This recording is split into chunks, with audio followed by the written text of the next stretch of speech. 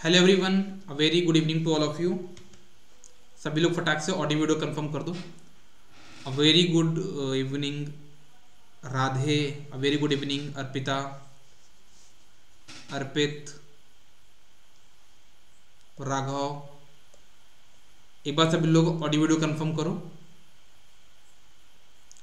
A very good evening to all of you. जल्दी सभी लोग ऑडियो वीडियो कंफर्म करो, फिर हम लोग क्लास को कंटिन्यू करें। इधर भी देख लेता हूं मैं। हेलो प्रीतम, बाकी लोग कहाँ हैं यार? बाकी लोग कहाँ हैं? सभी लोग फटाक से ऑडियो वीडियो कंफर्म कर दो, फिर हम लोग क्लास स्टार्ट करें। बताइए, सब कुछ क्लियर है? चलो ओके, एवरीथिंग इज फाइन। तो हम लोग क्लास को स्टार्ट करते हैं, ठीक है? तो सभी लोग ध्यान से समझिएगा, ध्यान से देखिएगा। अभी जो हम टॉपिक डिस्कस करने वाले हैं वो हमारा कौन सा टॉपिक है? वो हमारा टॉपिक है, कौन सा टॉपिक है? That is RMS value. इसको हम बोलते हैं रूट मीन स्क्वायर वैल्यू भी बोलते हैं। अब ये वैल्यू होती क्या, समझना। जैसे मान लीजिए आपके पास कोई एक नेटवर्क है, ठीक है? आपके पास कोई एक नेटवर्क है, ओके। इस नेटवर्क में आप कोई भी एक यहाँ पे टाइम वेरिंग करंट पास कर रहे हो। क्या कर रहे हो आप? इसमें कोई भी एक टाइम वेरिंग करंट, जो टाइम के साथ वेव चेंज हो रही है, आप वो वेव यहाँ पे पास कर रहे हो। और जब टाइम वेरिंग करंट को आप इस नेटवर्क में पास करोगे, और मान लो कुछ टाइम के लिए आपने प्रोवाइड किया, एक टाइम ड्यूरेशन है तो उस टाइम के लिए प्रोवाइड किया, मान लिया यहाँ पे 10 मिली सेकेंड्स। तो जब आप इस टाइम वेरिंग करंट को इस नेटवर्क में सेंड करोगे, भेजोगे, पास करोगे कुछ टाइम के लिए, तो इस नेटवर्क में कुछ ना कुछ हीट डेवलप होगी। क्या होगी? इस नेटवर्क में कुछ ना कुछ हीट डेवलप होगी। तो मेरा कहने का मतलब ये है कि क्या इसी नेटवर्क में, जो यहाँ पे नेटवर्क है, क्या हमारे पास कोई एक ऐसी स्टेडी स्टेट वैल्यू हो सकती है क्या, जो कि हम उस करंट को पास करें इसी नेटवर्क में, उतने ही टाइम के लिए हमको इतना ही हीट मिले, उसको हम बोलते हैं क्या? उसकी आरएमएस वैल्यू। जैसे हमारे पास मान लो ये 10 एम्पीयर का करंट सोर्स हमने पास किया था यहाँ पे, ठीक है? ये टाइम वेरिंग करंट हमने पास किया था और हमने 10 मिली सेकेंड्स के लिए पास किया, तो हमको 50 जूल एनर्जी यहाँ पे देखने को मिली, हीट देखने को मिली। तो मैं ये बोलता हूँ कि अगर हम 10/√3 का एक constant value, steady state value pass करें इस नेटवर्क में, तो हम ये देखते हैं 10 मिली सेकेंड्स में इस नेटवर्क में 50 जूल का ही क्या होगा, आपके पास हीट देखने को मिलेगी। तो हम क्या बोलेंगे कि जो ये स्टेडी स्टेट वैल्यू है वो इस टाइम वेरिंग करंट का आरएमएस वैल्यू होगा। आप इसका डेफिनेशन भी पढ़ सकते हैं।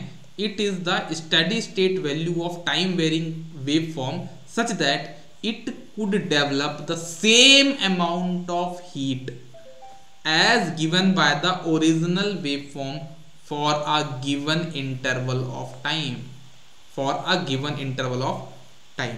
तो यहाँ पे हमारा वी आर एम एस का स्क्वायर कितना हो जाएगा? 1/t। इसका जो फॉर्मूला होता है आरएमएस वैल्यू निकालने का, हम हमेशा स्क्वायर निकालते हैं आरएमएस का। तो क्या होगा? वी आर एम एस का स्क्वायर हो जाएगा 1/t इंटीग्रेशन 0 से लेकर t vt का स्क्वायर dt। तो ये हमारा फॉर्मूला हो गया। अगर आप इसको हटाना चाहो तो आप यहाँ पे क्या लगाना पड़ेगा? अंडर रूट साइन लगाना पड़ेगा, ठीक है ना? तो हम ज्यादातर क्या करेंगे, हम हमेशा आरएमएस का स्क्वायर निकालेंगे, ठीक है?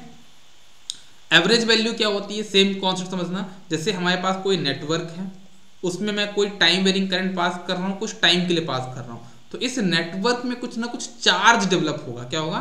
कुछ ना कुछ चार्ज डेवलप होगा।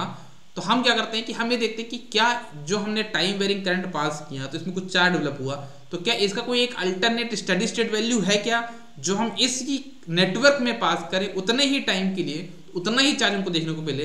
अगर वो करंट है तो उसको हम बोलते हैं उसकी एवरेज वैल्यू। तो क्या है? It is the steady state value of time varying wave form such that it could develop same amount of charge as given by the time varying wave form in a given interval of time, in a given interval of time. उसको हम बोलते हैं उसकी क्या? आपकी average value, ठीक है? Average value के बारे में कुछ चीजें आपको समझनी होगी कि जो हमारी एवरेज वैल्यू होती है ना, किसी भी सिमेट्रिकल वेव फॉर्म के लिए हमेशा 0 होती है। सिमेट्रिकल वेव फॉर्म किसका बोलते हैं? जिसका पॉजिटिव साइड हाफ साइकिल का एरिया नेगेटिव हाफ साइकिल के एरिया के बराबर होगा उसको हम बोलते हैं सिमेट्रिकल वेव फॉर्म। और किसी भी सिमेट्रिकल वेव फॉर्म के लिए उसकी एवरेज वैल्यू हमेशा 0 होती है। किसी भी असिमेट्रिकल वेव फॉर्म जिसको हम बोलते हैं कि पॉजिटिव हाफ साइकिल का एरिया नेगेटिव हाफ साइकिल के एरिया के बराबर नहीं होता, उसको हम असिमेट्रिकल वेव फॉर्म बोलते हैं। और जब असिमेट्रिकल वेव फॉर्म का हम एवरेज की बात करेंगे तो क्या होगा 1/t 0 से लेके t v of t dt यहाँ पे होगा। अगर हम यहाँ पे RMS की बात करें तो क्या करते, हमको यहाँ पे स्क्वायर लगाना पड़ता और एक स्क्वायर हमको यहाँ पे लगाना पड़ता, बाकी चीजें सेम रहती। तो देखना यहाँ पे लिखा मैंने, अगर कभी ऐसा जरूरत पड़ जाए कि हमको सिमेट्रिकल वेव फॉर्म का एवरेज निकालना है तो हम क्या करेंगे, क्योंकि हमको सिमेट्रिकल वेव फॉर्म का एवरेज तो 0 होता है, लेकिन कभी हमको ऐसा रहता है कि पर्पसफुल निकालना पड़ता है, तो हम क्या करते हैं उसमें हाफ साइकिल का हम क्या निकालते हैं, एवरेज वैल्यू निकालते हैं। देखिए यहाँ पे लिखा भी मैंने, if it is needed to calculate average value of symmetrical wave form in that case we will find average value of half cycle. हम यहाँ पे हाफ साइकिल का क्या निकालेंगे, एवरेज वैल्यू निकालेंगे। अगर हम बात करें यहाँ पे कुछ बेसिक चीजों की, तो एक होता है हमारे पास यहाँ पे पीक फैक्टर। पीक फैक्टर क्या होता है, वो हमेशा मैक्सिमम और RMS वैल्यू का डिवीजन होता है, रेशियो होता है। और इसी पीक फैक्टर को हम यहाँ पे क्रस्ट फैक्टर भी नाम से जानते हैं। फॉर्म फैक्टर क्या होता है, क्वेश्चन बनता है आपके पास, तो फॉर्म फैक्टर आपका होता है RMS और एवरेज वैल्यू का रेशियो। पीक फैक्टर, पीक यहाँ पे तो क्या करोगे, peak upon RMS। Form factor में क्या करोगे, RMS अपॉन एवरेज। याद रखना पड़ेगा भाई, इंपॉर्टेंट चीजें हैं। अब देखो मैं आपको यहाँ पे सिखाने वाला हूँ कि कैसे आप किसी भी वेव फॉर्म का एवरेज और RMS निकाल सकते हो बाय यूजिंग शॉर्टकट्स। आप कैसे शॉर्टकट्स का यूज करके एवरेज और RMS कैलकुलेट कर सकते हो, वो हम लोग यहाँ पे देखने वाले हैं। ठीक है, तो देखना आप प्रॉपरली यहाँ पे। जैसे अगर हम बात करें, जैसे मान लीजिए मेरे पास कुछ बेसिक कॉन्सेप्ट है, जैसे मान लो कोई एक वेव फॉर्म है यहाँ पे। इस वेव फॉर्म को देखा जाए तो क्या पीरियोडिक वेव फॉर्म है, हाँ ये पीरियोडिक वेव फॉर्म, क्योंकि 0 से 5 तक गया, 5 का गैप फिर उसके बाद रिपीट हुआ, फिर 5 का गैप फिर रिपीट हुआ, मतलब एक तरह से आपका पीरियोडिक वेव फॉर्म है। इसका टाइम पीरियड कितना होगा मैं पूछूं तो टाइम पीरियड का कितना होगा 10, क्योंकि ये वेव फॉर्म आपका 10 सेकेंड्स के बाद रिपीट हुआ है।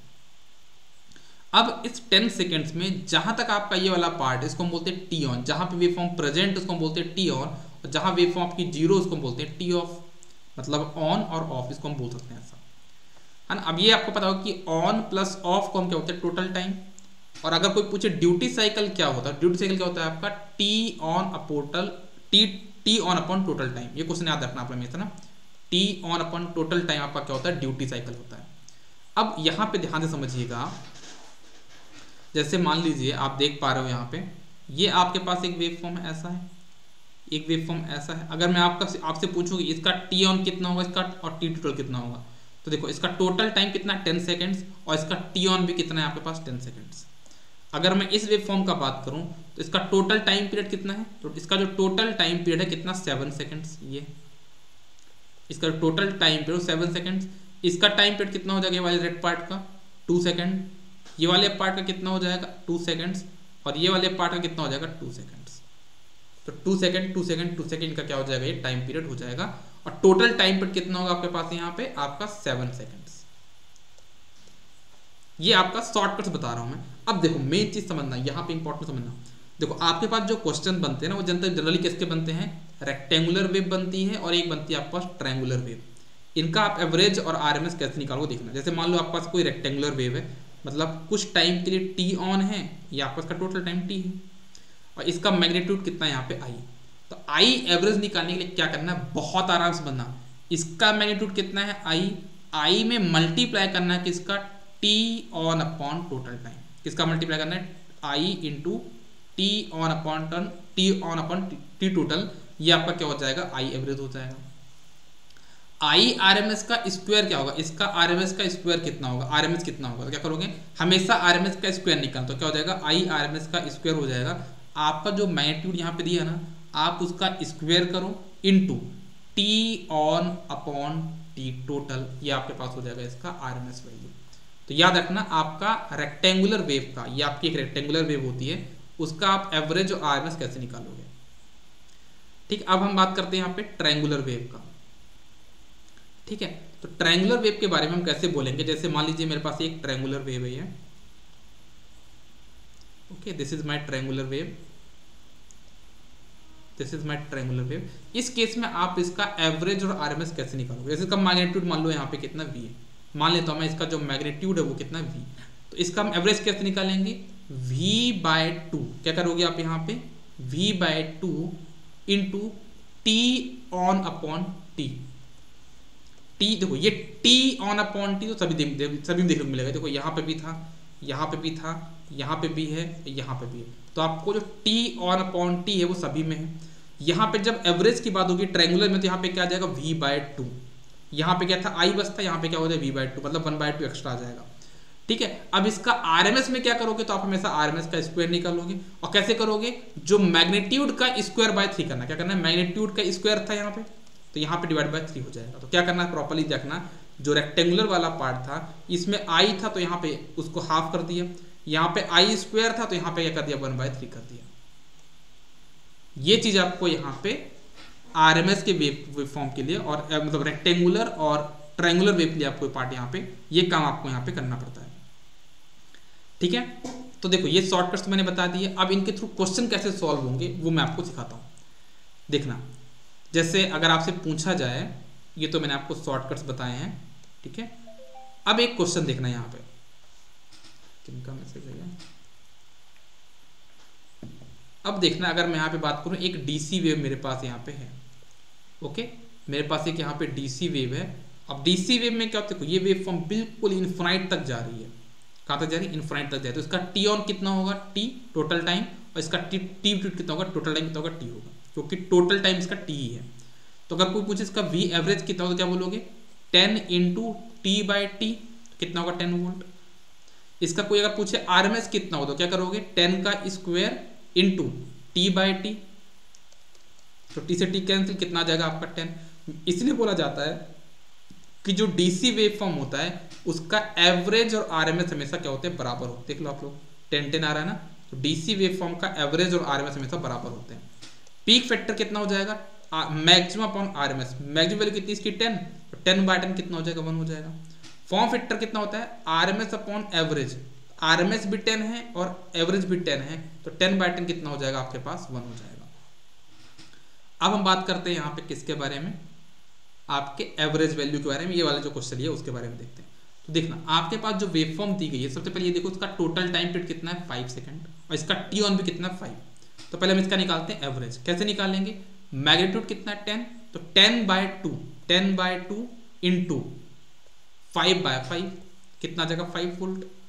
इसका हम निकालते हैं अब आरएमएस वैल्यू। कैसे निकालेंगे? मैग्नीट्यूड का स्क्वायर अपॉन 3, तो मैग्नीट्यूड कितना? 10, तो 10 का square by 3 into T on upon T, तो टी ऑन कितना? 5, और टोटल टाइम कितना? 5। तो सॉल्व कर देखो कितना आ जाएगा? 10/√3। बाकी आप फॉर्मूले से क्या निकालोगे? पीक फैक्टर, और आप फॉर्म फैक्टर तो निकाल ही लोगे। ये तो बहुत सिंपल क्वेश्चन हो गया। ये वाला क्वेश्चन देखो, है ना, ऐसे क्वेश्चन बहुत ज्यादा बनते हैं एग्जाम में। आपका एवरेज और आरएमएस, ये एक ऐसे टॉपिक्स हैं जहां से एग्जाम में क्वेश्चन बनते ही हैं। गुड इवनिंग विद्युत प्रभा। आपका जो टॉपिक है ना ये एवरेज और आरएमएस, यहां से आपके एग्जाम में क्वेश्चन कुछ भी कर लो बनते ही हैं। तो वो चीज आप देखना। जैसे अगर देखो, अगर हम बात करें फाइंड एवरेज एंड आरएमएस, ठीक, हमको एवरेज और आरएमएस यहाँ पे निकालना है। तो कैसे निकालेंगे देखना।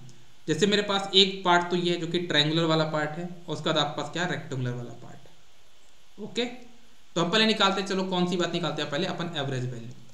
तो एवरेज वैल्यू निकालने के सबसे पहले हम देखें इसका मैग्नीट्यूड कितना है? 12, तो 12/2, 12/2 तो यहाँ तक क्लियर हो गया, फॉर्मूला वाले पार्ट हो गया।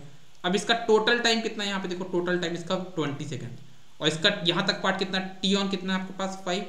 तो क्या हो जाएगा? 12/2 तो हो गया था, टी ऑन कितना है? 5/20, तो 5/20 हो गया यहाँ पे, प्लस अब ये वाले पार्ट को देखो, यहाँ पे मैग्नीट्यूड कितना आपका? 12, तो क्या हो जाएगा? 12 इंटू इसका टाइम पीरियड कितना आपके पास? 5, तो 5 डिवाइड बाय टोटल टाइम कितना? 20, तो 20। इसको सॉल्व करो तो क्या मिल जाएगा आपको? यहाँ पे आई एवरेज की वैल्यू। अब हम बात करते हैं किसकी? आरएमएस वैल्यू के लिए। तो देखना, ये वाला जो पार्ट है, ये वाला जो पार्ट है, अगर हम ये वाले पार्ट की बात करें तो इसका मैग्नीट्यूड कितना है यहाँ पे? 12। ठीक है, तो हम कैसे आरएमएस निकालेंगे? ट्रायंगुलर का स्क्वायर, जो ट्रायंगुलर वेव फॉर्म है उसका मैग्नीट्यूड का स्क्वायर बाय 3, तो ये मैंने किया यहाँ पे, मैग्नीट्यूड का स्क्वायर बाय 3 कर दिया, बाकी टी ऑन अपॉन टी तो आपका सभी में रहेगा, तो टी ऑन कितना है 5 और टोटल टाइम आपके पास कितना है पे 20 सेकेंड्स, तो 5/20 प्लस इसका भी निकाल दो। इसका कैसे निकालोगे, मैग्नीट्यूड का square into T on upon T, मतलब 12 का square into T on upon T solve करके आप इसको आरएमएस वैल्यू को निकाल सकते हो। हमेशा देखना, हमेशा क्या निकालते हैं आरएमएस का स्क्वायर, तो यहाँ पे आरएमएस का स्क्वायर कितना है 48, तो आई आरएमएस आपका अराउंड 7 के अप्रॉक्सीमेट कुछ वैल्यू होगी। ओके, आप सिंपली इस क्वेश्चन को भी ट्राई कर सकते हो, एवरेज और आरएमएस तो आप निकाल ही लोगे, है ना। ये बाकी क्वेश्चन मैं सॉल्व नहीं कर रहा हूँ क्योंकि आप इसको खुद से सॉल्व कर सकते हैं, मैंने आपको टेक्निक बता दी है, ठीक है। एक चीज और देखना, अगर कोई पूछे कि रजिस्टर में पावर लॉस क्या होता है, तो एक बात ध्यान में, थोड़ी देर पहले बताया भी, जैसे मान लो रजिस्टर है, इसमें आप आईटी करंट पास करो तो यहाँ पे कुछ वीटी वोल्टेज ड्रॉप होगा, ठीक है। तो अब अगर पूछे इसमें पावर लॉस क्या होगा, तो क्या बोलोगे आई स्क्वेयर आर, मतलब यहाँ पे जो करंट का फॉर्म होगा क्या होगा, वो आरएमएस होगा, तो आई आरएमएस का square into R, V RMS का square upon R, I RMS into I RMS. ये मैंने पहले ही बताया था आपसे, आपको मॉर्निंग वाली क्लास में भी, रजिस्टर के केस में जो हमारा वोल्टेज और करंट का जो मल्टीप्लीकेशन होता है वो हमेशा आरएमएस वैल्यू होती है। लेकिन लेकिन लेकिन लेकिन जैसे मान लो आपके पास कोई एक बैटरी है, बैटरी में जो करंट पास हो रही है आईटी, इसमें पावर लॉस कितना हो, तो क्या बोलोगे ई इंटू आई एवरेज। इस करंट का आपको क्या लेना पड़ेगा, एवरेज वैल्यू। यहाँ पे इस करंट का क्या लेना पड़ा था आपको, आरएमएस वैल्यू, लेकिन यहाँ पे क्या लेना पड़ेगा आपको, एवरेज वैल्यू। बैटरी के साथ एवरेज वैल्यू जुड़ेगी, रजिस्टर के साथ हमेशा आरएमएस वैल्यू जुड़ेगी,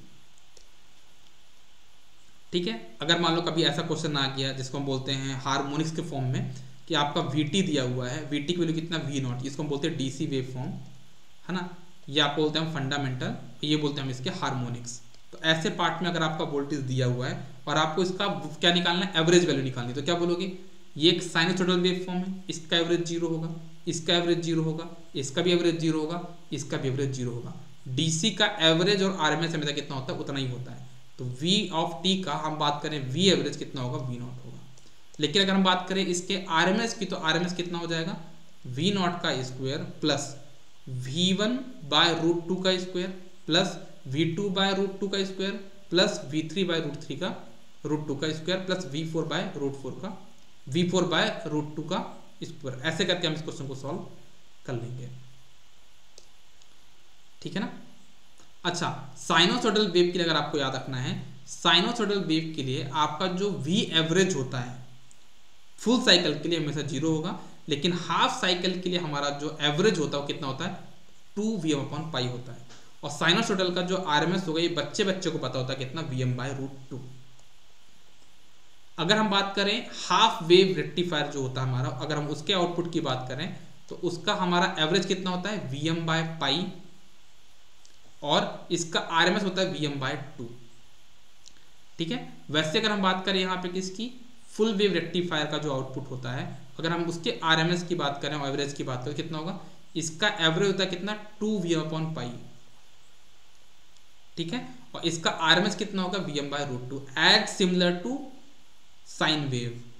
साइन वेव में भी आपके पास ऐसे कुछ आउटपुट आ रहा था, बस यहाँ पे क्या था, फुल साइकिल के लिए 0 हो जा रहा था वो, आप देख सकते हो यहाँ पे, ये देखो फुल साइकिल के लिए 0 था, यहाँ पे 2Vm/π, यहाँ पे Vm/√2। सिमिलरली आप यहाँ पे भी देख सकते हो, ठीक है।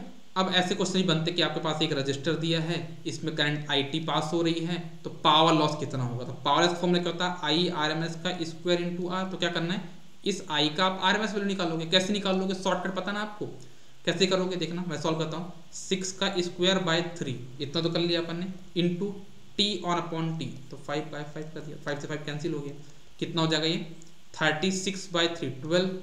तो आई आरएमएस का स्क्वायर कितना आ गया, 12, है ना, और उसमें 3 का मल्टीप्लाई कर दो, तो P कितना हो जाएगा आपका, आई आरएमएस का स्क्वायर इंटू 3, कितना हो जाएगा आपके पास, 12 इंटू 3 = 6।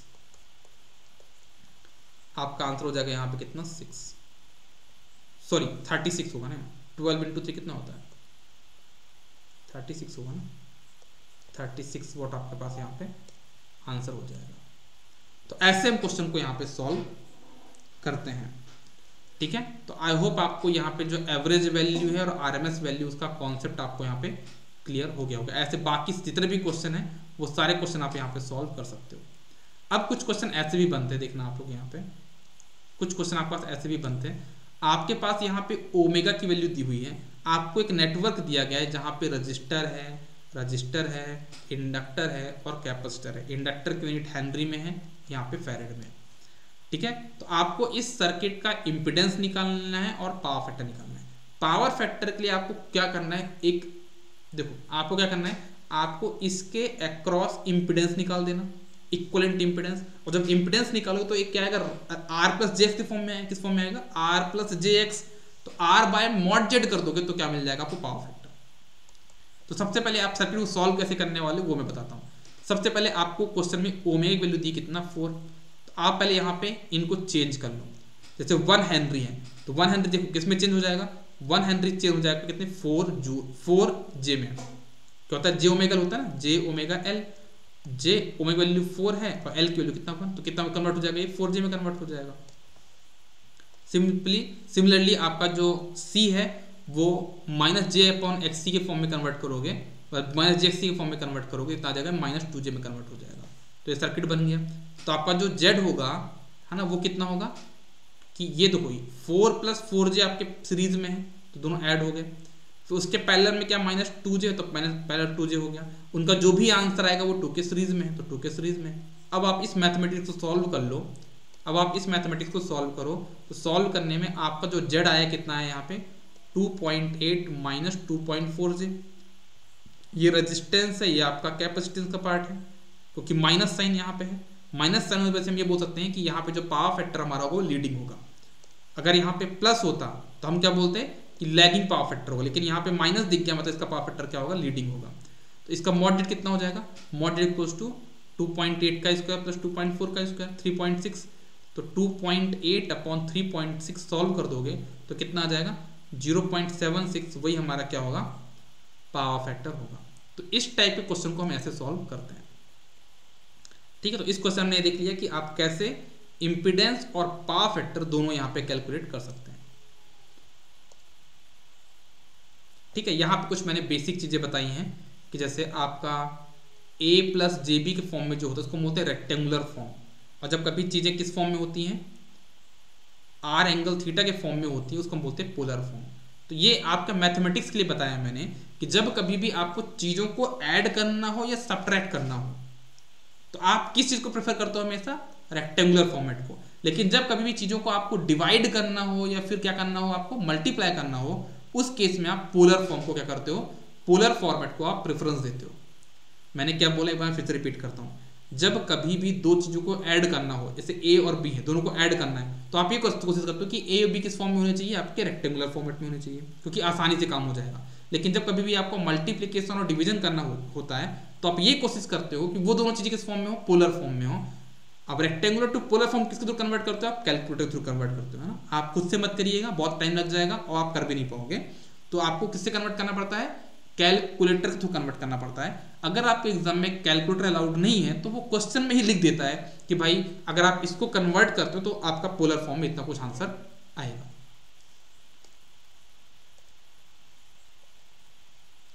ठीक है, क्लियर है चीज, ये बताया भी है मैंने। रेक्टेंगुलर फॉर्मेट के लिए क्या करना है आपको, एडिशन और सब्ट्रैक्शन आपके लिए मतलब इजी रहेगा। और पोलर फॉर्मेट के लिए आपका मल्टीप्लिकेशन और डिवीजन आपका आसान रहेगा। फिर ऐसे क्वेश्चन बन रहे हैं, आपको जेड ए बी निकालना है इसके क्रॉस, और आपको क्या निकालना है, पावर फैक्टर निकालना है। तो बस वही चीज है जो तरह से रेजिस्टेंस में काम किया था वही काम करना, बस कैलकुलेशन बढ़ गया और कुछ भी नहीं। जैसे देखो यहाँ पे कोई शॉर्ट सर्किट है, शॉर्ट सर्किट वजह से ये डीएक्टिवेट हो गया, ये डीएक्टिवेट हो गया, तो आपका जेड ए बी कितना हो जाएगा 4 प्लस जे प्लस, ये दोनों आपस में पैरेलल है तो इन दोनों का पैरेलल कॉम्बिनेशन, और इसके 10 के सीरीज में है तो प्लस 10।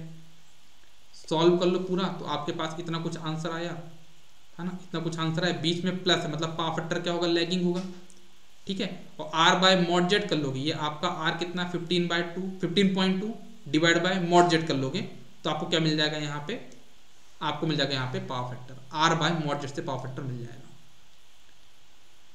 ठीक है। अब एक चीज़ और समझना है यहाँ पे, जैसे एक क्वेश्चन दिया है यहाँ पे, आपको इसमें IRMS की वैल्यू निकालनी है। नेटवर्क आपके पास ऐसा दिया है, यहाँ पे कितना है 20 sin ओमेगा टी, 3 ओम का रेजिस्टेंस है, और आपको इसमें IRMS की वैल्यू बतानी है। तो सबसे पहले तो ये देखना है कि जो सोर्स में यहाँ पे लिखा है 20 sin ओमेगा टी, हम इसको कैसे लिख सकते हैं। 20 sin ओमेगा टी यहाँ पे है, तो ये 20 एक कौन सी वैल्यू है, 20 आपकी यहाँ पे मैक्सिमम वैल्यू है ना। तो यहाँ पे हम इसको अगर पोलर फॉर्म में लिखना तो कैसे देंगे 20 एंगल 0, क्योंकि इसका एंगल कुछ दिया यहाँ पे नहीं दिया, तो हम इसको देखें क्या 20 एंगल 0, और यहाँ पे जो 20 वो किस वैल्यू को रिप्रेजेंट कर रहा है, वो आपका मैक्सिमम वैल्यू को रिप्रेजेंट कर रहा है। तो RMS वैल्यू क्या हो जाएगी 20/√2, 20/√2 एट एन एंगल 0, ये आपकी हो जाएगी इसकी RMS वैल्यू। तो अब आपके पास यहाँ पे करंट की वैल्यू कितनी हो जाएगी, करंट की वैल्यू कितनी हो जाएगी V/R, तो 20/√2 at an angle 0 divide by 3 + 4j। इसको सॉल्व कर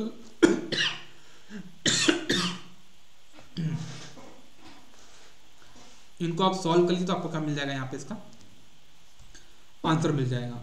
ओके, ऐसे करके आप इस क्वेश्चन को सॉल्व कर सकते हो। देखो कैलकुलेशन वाला पार्ट मैं नहीं कर रहा हूं, मैं आपको सिर्फ कॉन्सेप्ट बता रहा हूं। आपने यहाँ पे V/R कर दिया, V/Z कर दिया, अब यहाँ पे आप कैलकुलेशन करते रहो, क्योंकि दोनों पोलर फॉर्म में है तो इजीली डिवाइड भी हो जाएंगे। अब आप इनको कन्वर्ट करके आंसर निकाल सकते हो। अब देखना इस क्वेश्चन में इंटरेस्टिंग चीज क्या है। देखो यहाँ पे मैंने क्या बोला कि 20 एंगल, इसको क्या लिखा था मैंने 20 एंगल 0, और यहाँ पे 20 क्या था आपका, ये मैक्सिमम वैल्यू था। लेकिन अब क्वेश्चन देखना यहाँ पे क्या होने वाला है। नेक्स्ट क्वेश्चन यहाँ पे लिखा 40 एंगल 0, ठीक है ना। अब मुझे बताओ ये 40 यहाँ पे जो लिखा है, यहाँ पे जो 40 लिखा है वो RMS वैल्यू की मैक्सिमम वैल्यू है, वो आपकी होगी RMS वैल्यू। ये याद रखना, अगर क्वेश्चन में पोलर फॉर्म में दिया हुआ है तो जो ये वाली वैल्यू होगी that will be your RMS value. Okay, तो आप यहाँ पे 40/√2 करोगे क्या, नहीं करोगे, आप यहाँ पे 40/√2 नहीं करोगे। तो आपका IRMS कितना हो जाएगा 40 at an angle 0 divide by 4 + 6 4 + 6j - 3j। अब इनको आप सॉल्व कर लीजिएगा पूरा, तो आपको यहाँ पे IRMS की वैल्यू मिल जाएगी। आप आंसर को दोनों फॉर्म में ले सकते हो, पोलर फॉर्म में भी और रेक्टेंगुलर फॉर्म में भी, लेकिन आपको ये देखना होगा कि जो आपके पास ऑप्शंस हैं उनमें कैसा दिया हो, आप ऑप्शन के हिसाब से अपना आंसर बताओगे। तो आई होप आपको यहाँ पे जो AC वाला पार्ट है वो क्लियर हो गया होगा। जितनी भी चीज़ें हैं, आपका एवरेज क्या होता है, RMS क्या होता है ना। अगर क्वेश्चन जो सोर्स दिया हुआ है अगर वो पोलर फॉर्म में लिखा हुआ है तो वो आपकी RMS वैल्यू होती है, लेकिन अगर वो साइनसोइडल फॉर्म में है या फिर इंस्टेंटेनियस वैल्यू के फॉर्म में है, तो अगर आप उसको पोलर फॉर्म में कन्वर्ट करोगे तो पोलर फॉर्म किस में होगा, वो आपका मैक्सिमम वैल्यू में होगा। जैसे मैंने अभी आपको थोड़ी देर पहले बताया कि यहाँ पे 20 sin ओमेगा टी था, तो इसको मैंने कन्वर्ट किया किसमें 20 एंगल 0 में, यहाँ पे क्या 20 एंगल 0 में। तो यहाँ पे जो 20 था वो मैक्सिमम वैल्यू था, लेकिन हमने यहाँ पे क्या है तो क्या मिल गया मुझे 40 वैल्यू क्या मिल गई, आपको RMS वैल्यू मिल गई। तो ये चीज़ बहुत कम लोग बता पाते हैं और बहुत कम लोग डिस्कस करते हैं क्लास में। तो यहाँ पे आई थिंक आपको सबको क्लियर हो गया होगी चीज़ें। तो आज के लिए अपन इतना ही रखते हैं, ठीक है। आप लोग इतना रिवाइज कर लीजिए, इसके आगे का जो पार्ट होगा अपन कल की क्लास में डिस्कस कर लेंगे, ठीक है। बस 1-2 दिन का और है आपके पास, उसके बाद हम लोग क्वेश्चन प्रैक्टिस से मूव करने वाले हैं। तो आप सभी लोग, जितने भी लोग देख रहे हैं लेक्चर को, सभी लोग क्वेश्चन प्रैक्टिस के लिए थोड़ा सा रेडी रहिएगा, क्योंकि थोड़ा सा डिफरेंट होगा क्वेश्चन प्रैक्टिस। थोड़ा सा डिफरेंट कैसे होगा, क्योंकि मैं आपके सामने यहाँ पे लाइव टेस्ट सॉल्व करूंगा। हम क्या करेंगे यहाँ पे कि हमारा जो अमर ज्योति प्राइम का पैनल है, टेस्ट पैनल है, मैं वो टेस्ट पैनल यहाँ पे आपके सामने ओपन करूंगा, ओके, और उसी में के अंदर मैं क्वेश्चन सॉल्व करूंगा। तो आप लोग बताते जाना, टोटल हम लोग डेली 20 क्वेश्चन लेंगे, ठीक है। और 20 क्वेश्चन में से आप बताते जाना कि हम कितने क्वेश्चन सॉल्व कर पा रहे हैं, है ना। टाइम तो अपन डबल कर लेंगे, 20 क्वेश्चन रहेंगे अपन को, मतलब 50 मिनट्स टाइम दे देंगे, 50 मिनट में 20 क्वेश्चन सॉल्व कर सकते हैं ना अपन। आप हम लोग सब मिलके डिस्कस करके सॉल्व करके डिस्कस करके सब कुछ हम उसको क्वेश्चन को सॉल्व कर सकते हैं। तो हमारा एम होगा कि हम दिन में 2 प्रैक्टिस कर लेंगे, वो भी टेस्ट पैनल में लेंगे। आपका से ऑनलाइन टेस्ट होता है ना, उसी फॉर्मेट में हम लेंगे, सेम टू सेम उसी फॉर्मेट में ही आपका पेपर होगा। चलो तो अभी के लिए इतना ही, मिलते हैं अपन नेक्स्ट क्लास में। Bye bye, take care, good day, all the best. Subject wise होगा क्या, सब्जेक्ट मिक्स करेंगे यार, एक एक सब्जेक्ट नहीं करेंगे छाया। जैसे अभी आपका नेटवर्क हो गया, डिजिटल हो गया, माइक्रो प्रोसेसर हो गया, मेजरमेंट हो गया, तो ये 4 सब्जेक्ट का कंबाइंड टेस्ट करेंगे, ठीक है ना। सब्जेक्ट वाइज नहीं करेंगे हम लोग, क्या करेंगे यहाँ पे कंबाइंड टेस्ट लेंगे। और ये क्या करेंगे, जो हमारा कंबाइंड टेस्ट होगा ना वो कंटिन्यू रखेंगे, बंद नहीं करने वाले। कब बंद होगा ये, जब आपके हाथ में आपका ऑफर लेटर होगा, ज्वाइनिंग लेटर होगा, तब जाके आप उस सीरीज को बंद करना। तो उससे क्या होगा, डेली आप 40 क्वेश्चन सॉल्व करोगे। सर एक और डाउट पूछो, छाया क्या दिक्कत है, क्या डाउट है? एक और डाउट है, पूछिए क्या डाउट है, पूछिए पूछिए।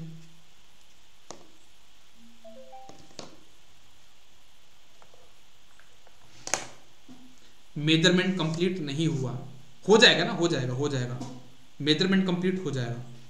उसकी मैं रिकॉर्डिंग कर रहा हूं, उसकी मैं रिकॉर्डिंग कर रहा हूं, वो हो जाएगा। उसकी रिकॉर्डिंग में एक साथ अपलोड करूंगा। आपके ऑलरेडी अभी 4 सब्जेक्ट तो लग ही रहे हैं।